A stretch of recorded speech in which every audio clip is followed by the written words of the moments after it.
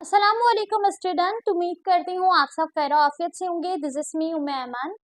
Student, आज के इस वीडियो में हम डिस्कस करेंगे कुछ इम्पोर्टेंट क्वेश्चंस को जो कि काफी स्टूडेंट ने मुझसे पूछा है बायोलॉजी के तैयारी से रिलेटेड। ठीक है, सबसे पहला जो सवाल है वो काफी इम्पोर्टेंट है, that is about reduce syllabus. क्या सेकेंड ईयर के बायोलॉजी के सजेस्टेड सिलेबस से तैयारी करें? क्योंकि अभी तक बायोलॉजी का कोई ऑफिशियल हमें सिलेबस देखने को नहीं मिला। ठीक है, सबसे पहले जो सिलेबस रिलीज किया गया था वो एक सजेस्टेड था। ठीक है, उसके बाद कुछ ही दिनों बाद, एक दो दिन बाद, हमें ऑफिशियल सिंध बोर्ड की तरफ से रिड्यूस सिलेबस मिला। उस पीडीएफ में सेकेंड ईयर बायोलॉजी का सिलेबस नहीं था। ठीक है, फिर मैंने एक डिटेल वीडियो बनाई थी और जिसमें आपको समझाया था कि आपने 100% अपने बुक से तैयारी करनी है। सही, अब उस बुक में जो चैप्टर्स हैं, तो चैप्टर बहुत ज्यादा है और उस चैप्टर को अगर हम देखें तो वो बहुत ज्यादा लेंदी चैप्टर्स हैं, यानी उसमें बहुत सारे इजाफी सब टॉपिक है। तो क्या हम इंडिविजुअल सारे टॉपिक्स की तैयारी करें? तो किस तरीके से हम बेसिकली अपने सेकेंड ईयर बायोलॉजी की तैयारी करेंगे? सही, तो जो सबसे ज्यादा टेंशन है वो है रिड्यूस सिलेबस की। दूसरी जो हमारे पास सबसे ज्यादा पूछा जाने वाला सवाल है दूसरा, वो है जो चैप्टर सिलेबस में अगर सजेस्टेड सिलेबस से तैयारी करें भी तो सिलेबस में कुछ चैप्टर्स ऐसे हैं जो कि कंप्लीटली नहीं है।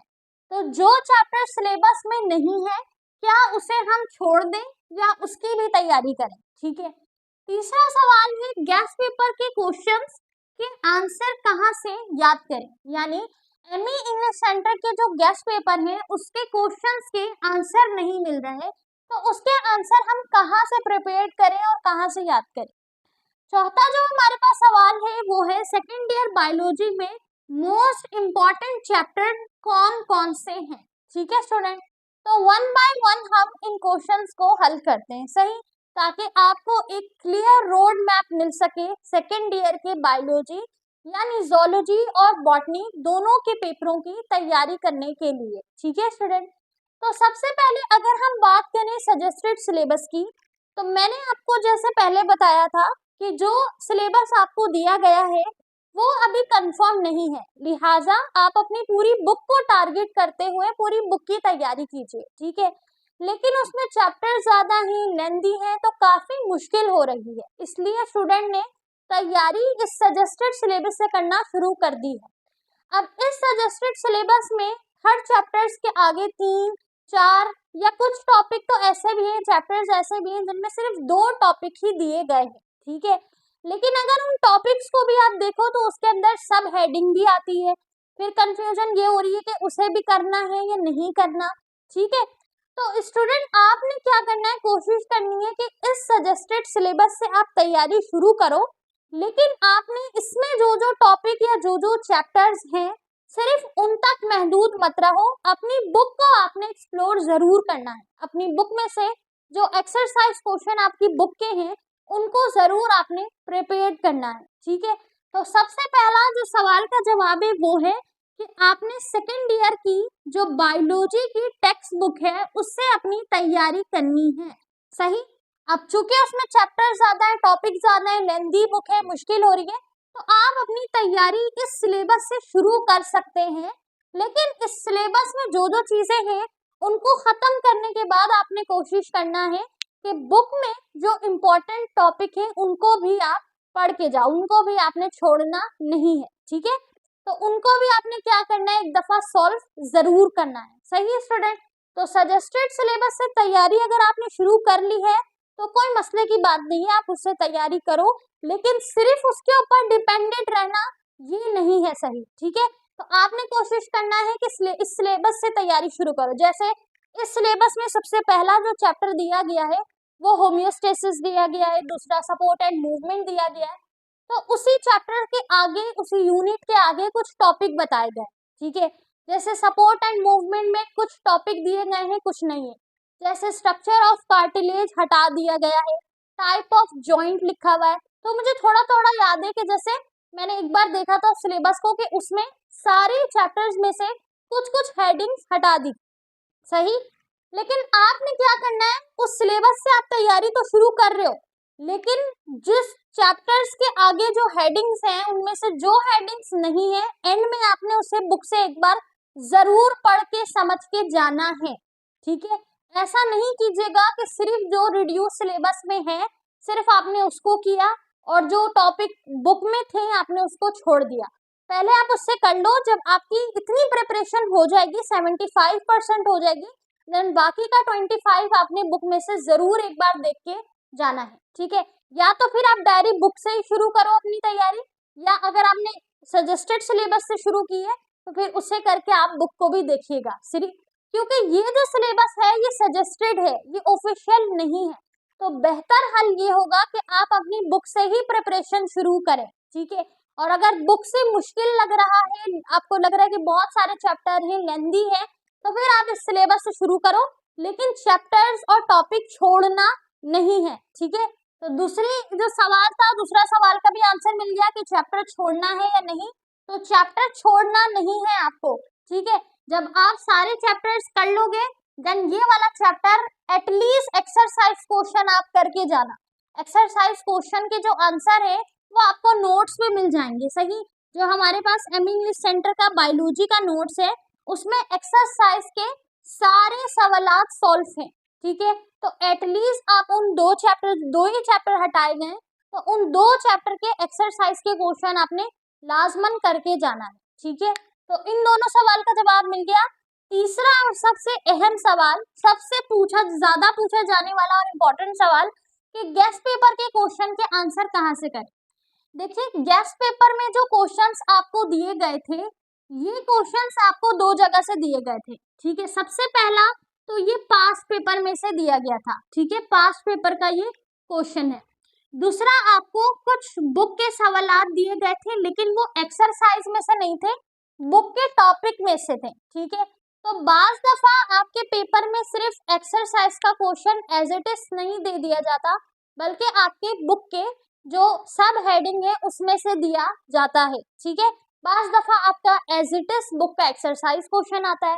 ठीक है, और जो पास्ट पेपर में सवालात हैं वो मोस्टली रिपीटेड है, बार बार पूछे जाने वाले हैं। ठीक है, तो गेस्ट पेपर आपका इन तीनों चीजों को देखकर ही बनाया था मैंने। सही, मुझे उम्मीद है इंशाल्लाह गेस्ट पेपर से काफी क्वेश्चंस आएंगे, तो गेस्ट पेपर से अपनी तैयारी जरूर कीजिएगा। सही, अब अगर हम बात करें कि चलो इन सारे सवाल का आंसर कहाँ से मिलेंगे, कहाँ कहाँ से लिया है सवाल, ये तो समझ आ गया। बुक के एक्सरसाइज क्वेश्चन है, बुक के टॉपिक क्वेश्चन है और पास्ट पेपर क्वेश्चन है। अब इन सवाल के आंसर कहाँ से मिलेंगे, तो सवाल का आंसर आपको टेक्स्ट बुक से ही मिलेगा। ठीक है, जो क्वेश्चन एक्सरसाइज क्वेश्चन है वो तो आपको नोट से मिल जाएंगे। जो सवालात एक्सरसाइज में शामिल नहीं है उस सवाल के आंसर आपने बुक में से बनाने हैं। ठीक है, किस तरीके से बनाने, सबसे पहले तो आप ये समझो कि रीजनिंग क्वेश्चन और नॉन रीजनिंग क्वेश्चन किस तरीके से आता है। ठीक है, आप सेकेंड ईयर में आ चुके हैं, आपको इतना आइडिया होना चाहिए कि कौन सा सवाल रीजनिंग है और कौन सा नॉन रीजनिंग है। सही, अब जितने भी नॉन रीजनिंग सवाल हैं, यानी कि WH क्वेश्चन नहीं है, नॉन रीजनिंग है, डायरेक्ट पूछा गया है राइट सम पॉइंट, राइट सम कैरेक्टरिस्टिक। ठीक है, इसके अलावा define the following, explain, describe, ये सारे नॉन रीजनिंग है। जब नॉन रीजनिंग कोई सवाल गेस्ट पेपर में हो तो आपने डायरेक्ट अपने टेक्स्ट बुक से उस टॉपिक को निकालना है और वहां से याद करना है। जैसे मिसाल के तौर में नॉन रीजनिंग क्वेश्चन में आपको दिया गया है, ये नॉन रीजनिंग सवाल में आपको दिया गया है डिफाइन स्ट्रक्चर ऑफ न्यूरॉन। सही है, अभी हमने पढ़ा था डिफाइन स्ट्रक्चर ऑफ न्यूरॉन्स आपको दिया गया है क्वेश्चन। ठीक है, अच्छा ये नॉन रीजनिंग है, तो ये सवाल आपको दिया गया है, नॉन रीजनिंग है, तो आपने क्या करना है, डायरेक्ट अपनी बुक में चैप्टर खोलना है, नर्वस सिस्टम का चैप्टर है, नर्वस कोऑर्डिनेशन का, नर्वस कोऑर्डिनेशन का चैप्टर खोला, उसमें न्यूरॉन का टॉपिक खोला, देन वहां से आपने स्ट्रक्चर पढ़ा, स्ट्रक्चर याद किया और फिर इस सवाल का जो आंसर होगा वो डायरेक्ट नॉन रीजनिंग होगा। ठीक है, आप न्यूरॉन का स्ट्रक्चर बताओगे कि न्यूरॉन एक फंक्शनल और स्ट्रक्चरल यूनिट है। ठीक है, नर्वस सिस्टम का, देन उसमें ये पार्ट होते हैं, ये चीजें होती हैं। ठीक है, आपने उसका स्ट्रक्चर बताना है, तो नॉन रीजनिंग क्वेश्चन तो आप इजिली अटेम्प्ट कर लोगे, सही आंसर बना लोगे। जस्ट आपने क्या करना होगा, अपनी बुक में से उस टॉपिक को खोलना है और वहां से आंसर याद करना है, ठीक है। क्योंकि चाहे क्वेश्चन पास्ट पेपर में से हो, बुक के एक्सरसाइज क्वेश्चन में से हो या हेडिंग में से हो, आंसर आपको टेक्स्ट बुक में ही मिलेगा, ठीक है स्टूडेंट। तो आपने क्या करना है, नॉन रीजनिंग का तो इजिली आपको मिल जाएगा। अब बात करते हैं रीजनिंग सवाल के, जो कि WH क्वेश्चन है, जैसे what is the function of, ठीक है, या फिर वाई होमो रेगुलेशन, ओस्मो रेगुलेशन, इस तरीके से है, वाई, व्हाट, ठीक है, हाउ। ये WH क्वेश्चन जो होंगे स्टूडेंट, इसके आंसर बिकॉज वाले होते हैं, ठीक है। यानी कि आपने क्या करना है, जैसे सवाल फॉर एग्जाम्पल दिया गया है, हम एग्जाम्पल क्वेश्चन दे देते हैं, वाई बॉडी, एक ऐसे मैं एग्जाम्पल के लिए दे रही हूँ, why body must perform osmoregulation, ठीक है, ओस्मो रेगुलेशन, कि बॉडी क्यों ओस्मो रेगुलेशन को परफॉर्म कर रही होती है, ये रीजनिंग सवाल है। तो फिर आपको इसका रीजन का आंसर कैसे मिलेगा, अगेन ओस्मो रेगुलेशन नाम लिखा हुआ है टॉपिक का, आपने अपनी बुक का जो चैप्टर है होम्योस्टेसिस उसको खोला, ओस्मो रेगुलेशन के टॉपिक को खोला, देन वहां पर आपने रीजन देखना है कि कहां पर ये मेंशन किया हुआ है कि हमारी बॉडी ओस्मो रेगुलेशन परफॉर्म करती है, क्योंकि हमारी बॉडी को होम्योस्टेसिस मेंटेन करने की जरूरत होती है, इस तरीके की चीजें लिखी हैं। बिकॉज के बाद जो होता है वो आंसर होता है, ठीक है। तो फिर वहां से आपने रीजनिंग क्वेश्चन अटेम्प्ट करना है, ठीक है स्टूडेंट। तो नॉन रीजनिंग के लिए आप डायरेक्ट पूरा टॉपिक याद करेंगे, ठीक है, और रीजनिंग सवाल के लिए बिकॉज के बाद का जो पॉइंट होगा वो आपका आंसर होगा, ठीक है। तो इतना आपने थोड़ा सा अपना दिमाग चलाना है, तभी आप इजिली अपना आंसर बना दोगे। इसके अलावा एक और हल भी है, एक और हल ये है कि मैं आपको एक PDF फराहम कर दूं जिसमें आपके गेस्ट पेपर के तमाम सवालात मैं सॉल्व कर दूं, ठीक है। मैं सिर्फ बायोलॉजी सब्जेक्ट की बात कर रही हूँ, सही है।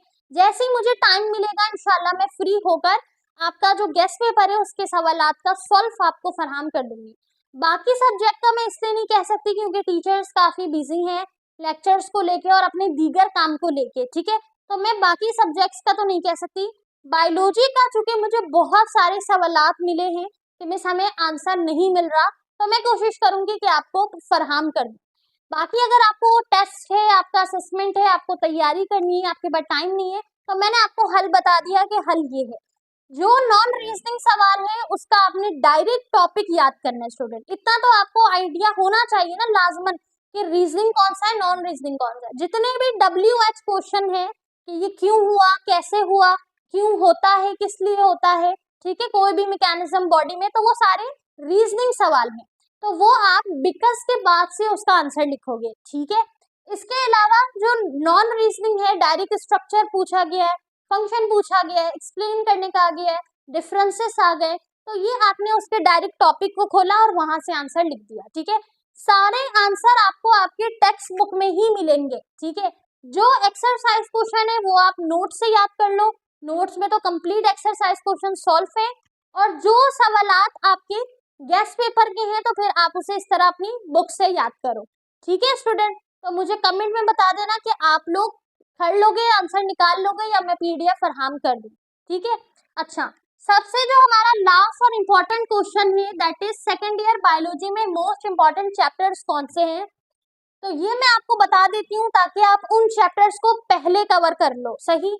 तो हमारे पास जो सेकेंड ईयर बायोलॉजी की बुक के अकॉर्डिंग जो जोलॉजी है और जो बॉटनी का पेपर है स्टूडेंट, इसमें कुछ चैप्टर्स ऐसे हैं जो लाजमन आएंगे और उस चैप्टर में से कुछ क्वेश्चंस ऐसे हैं जो लाजमन फ्रीक्वेंटली पूछे जाते हैं, सही। तो अगर हम जोलॉजी की बात करें तो पहला चैप्टर यानी चैप्टर नंबर 15 होम्योस्टेसिस, ठीक है। होम्योस्टेसिस जो चैप्टर है स्टूडेंट ये इंपॉर्टेंट है, ठीक है। इसमें से सवालात रीजनिंग क्वेश्चन के आते हैं, ठीक है। इस चैप्टर में से रीजनिंग क्वेश्चन के सवालात आते हैं। इसके अलावा chapter number 6 support and movement, ठीक है। सपोर्ट एंड मूवमेंट जो है स्टूडेंट, इसमें से भी रीजनिंग और नॉन रीजनिंग दोनों आएगा, प्लस इसमें से लॉन्ग क्वेश्चन आएंगे, ठीक है। जैसे लॉन्ग क्वेश्चन में कैसे आ सकता है, लॉन्ग क्वेश्चन में मैंने आपको बताया था कार्टिलेज आ सकता है, बोन आ सकता है, ठीक है, डेफिनेशंस आ सकती हैं शॉर्ट में, सही। तो ये वाला चैप्टर इंपॉर्टेंट है जोलॉजी के लिए। इसके अलावा जो हमारे पास 17 चैप्टर है नर्वस कोऑर्डिनेशन, वो इम्पोर्टेंट है, ठीक है। केमिकल कोऑर्डिनेशन इतना नहीं आता, नर्वस कोऑर्डिनेशन ज्यादा आता है। नर्वस कोऑर्डिनेशन के सवालात ज्यादा आते हैं, जैसे कि स्ट्रक्चर ऑफ न्यूरॉन्स इम्पोर्टेंट है, ठीक है, टाइप ऑफ न्यूरॉन्स इम्पोर्टेंट है, सही। तो ये वाले जो हमारे पास चैप्टर्स हैं ये इम्पोर्टेंट है, ठीक है। इसके अलावा फर्दर कुछ हमारे पास चैप्टर्स हैं, जैसे रिप्रोडक्शन, ये इंपॉर्टेंट है। रिप्रोडक्शन के चैप्टर में से डायग्राम्स आती है, ठीक है। अब अगर हम बात करें स्टूडेंट बॉटनी के चैप्टर्स की, तो बॉटनी के इसी तरह स्टार्ट्स के जो चैप्टर हैं वो इम्पोर्टेंट है, ठीक है। अब दो चैप्टर ऐसे हैं जो कि हटा दिए गए हैं। एक कंप्लीट आपका है बॉटनी का, जो क्रोमोसोम से रिलेटेड चैप्टर्स हैं वो बॉटनी के लिए इम्पोर्टेंट है, ठीक है। जैसे हमारे पास आई गेस क्रोमोसोम्स और इनहेरिटेंस से रिलेटेड जो चैप्टर है वो इम्पोर्टेंट है। उसमें कुछ सवाल हैं लॉ से रिलेटेड, ठीक है, जैसे लॉ ऑफ सेग्रीगेशन और लॉ ऑफ इनहेरिटेंस। ये लॉ आपके बॉटनी के पेपर में पूछे जाते हैं, फ्रीक्वेंटली आस्किंग क्वेश्चन है, सही है स्टूडेंट। तो स्टार्टिंग के जो बॉटनी के चैप्टर हैं और जोलॉजी के जो चैप्टर्स हैं उनको तो सबसे पहले आपने प्रिपेयर करना है, उनमें से सवालात आते हैं, ठीक है।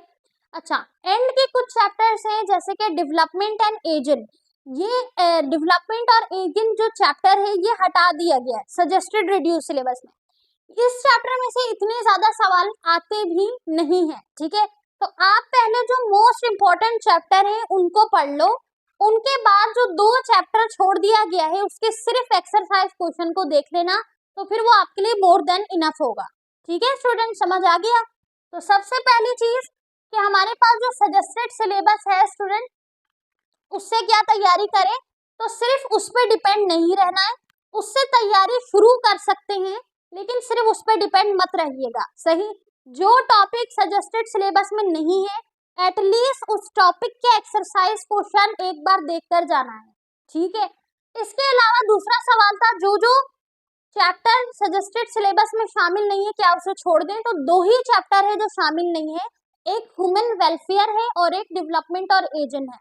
तो इन दोनों चैप्टर में से एज सच क्वेश्चन आते भी नहीं है, तो इसके सिर्फ एक्सरसाइज क्वेश्चन आखिर में देख लीजिएगा, सही।